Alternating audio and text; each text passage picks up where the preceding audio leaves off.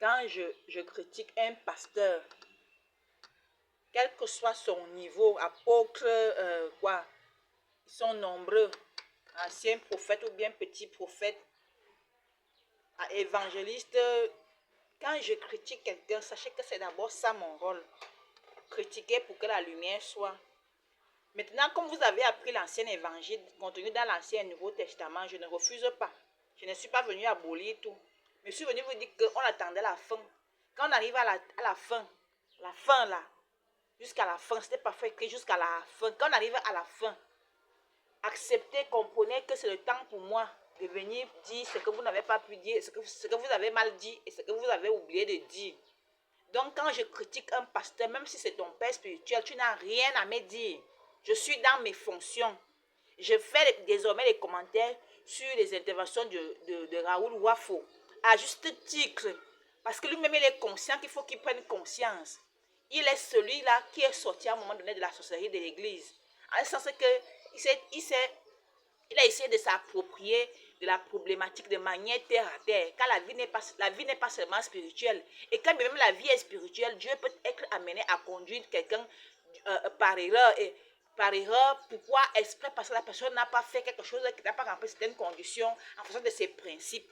Donc, s'il savait que même un grand orateur que vous avez respecté, qui a rassemblé les foules, est déjà dans l'erreur, c'est à moi de dire là où il y a erreur. Je suis dans mon rôle.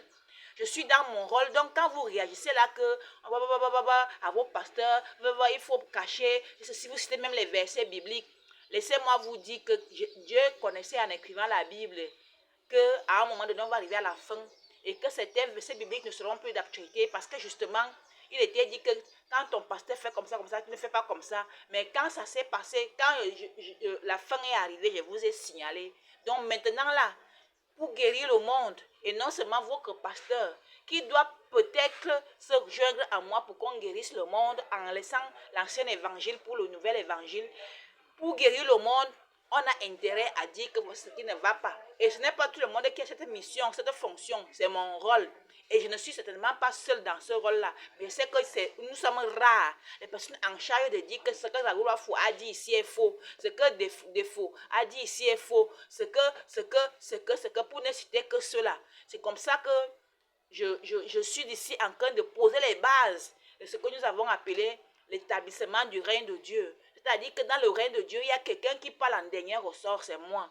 Et donc pour passer d'une ère à une autre, il va bien falloir qu'on parle de certaines choses qui ne sont pas faciles à comprendre, à entendre, mais il va falloir qu'on en parle. Sinon, on n'avance pas. Sinon, l'Église, comme grande puissance, moteur de changement, de communication, d'information, sinon l'Église ne sera pas à la hauteur de sa mission. Et quand je dis Église aujourd'hui, je ne parle plus seulement de ceux qui sont ancrés dans les chapelles et autres. Je parle de l'Église comme ceux qui sont conscients de faire partie de l'Église.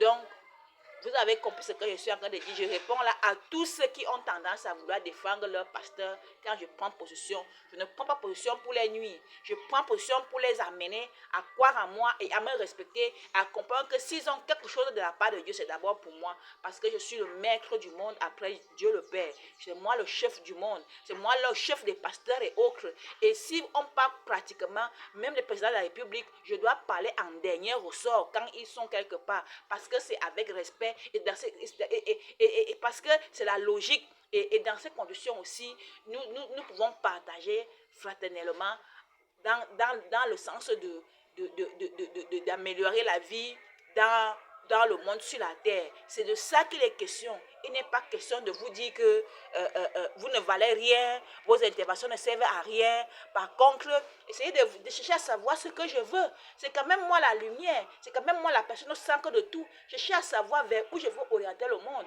et travailler pour orienter le monde avec moi dans ce sens-là. Parce que c'est là que Dieu bénira. C'est là que Dieu bénira. Voilà, je coupe pour que je ne sois pas très long. On y reviendra certainement. Nous sommes dans l'établissement du royaume de Dieu, du règne de Dieu effectif.